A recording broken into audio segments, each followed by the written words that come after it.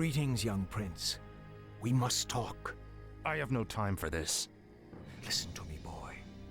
This land is lost. The shadow has already fallen, and nothing you do will deter it. If you truly wish to save your people, lead them across the sea, to the west. Flee? My place is here, and my only course is to defend my people. Then your choice is already made. Just remember, the harder you strive to slay your enemies, the faster you'll deliver your people right into their hands.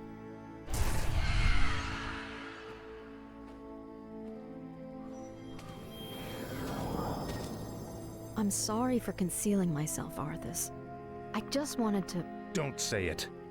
I sense tremendous power about him, Arthas. Maybe he's right. Maybe he does know what will happen. Nothing he can say will make me abandon my homeland, Jaina.